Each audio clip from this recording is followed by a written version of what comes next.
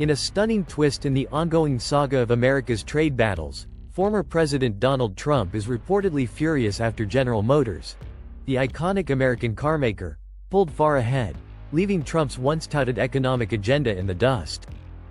When Trump launched his fierce trade war back in 2018, he promised a revival of American manufacturing, a renaissance where companies like GM would flourish under protective tariffs and renewed national pride.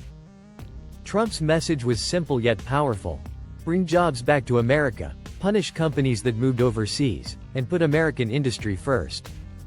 But reality, it seems, had other plans. Instead of buckling to the pressure, GM pivoted. They saw the writing on the wall, and rather than doubling down on old models of production, they embraced change. They invested billions into electric vehicles, autonomous driving technology, and international partnerships that positioned them as a global leader, not just an American powerhouse. This bold strategy caught many off guard, but none more so than Trump himself, who had envisioned a future where companies thrived within the borders of a tariff-protected United States. Behind closed doors, sources say Trump's frustration is palpable. After all, GM's success story highlights the very kind of globalization and innovation that Trump's trade war sought to stifle. Instead of retreating under pressure, GM expanded outward, tapping into emerging markets, investing in green technologies, and reshaping their entire business model for a world that demands sustainability and connectivity. Meanwhile, the industries Trump hoped to shelter under heavy tariffs, like steel and traditional automotive manufacturing, struggled, with many companies laying off workers or moving operations abroad despite the trade war's best efforts. It's a bitter pill to swallow for the former president, who often pointed to GM during his tenure as proof that his America First policies were working.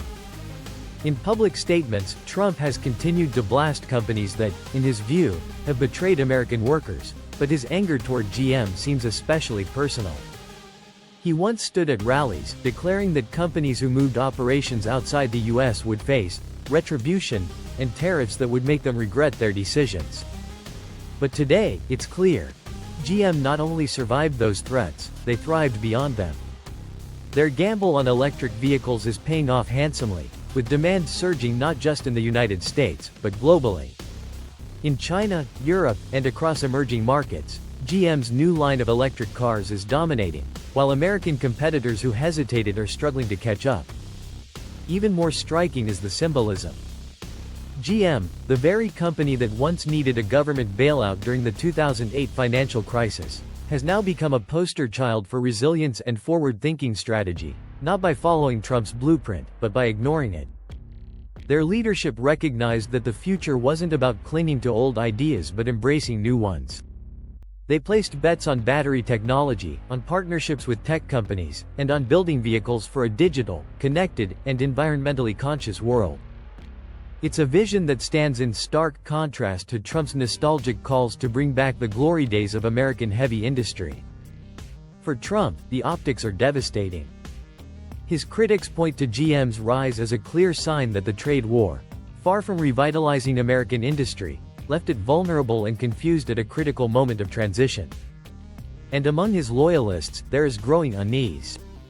If even the most iconic of American brands could thrive without adhering to Trump's nationalist economic plan, what does that say about the effectiveness of his broader vision?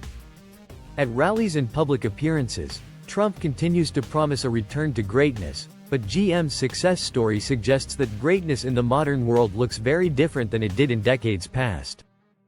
As the electric revolution accelerates and companies around the world race to meet the demands of a rapidly changing market, GM's triumph serves as both a lesson and a warning.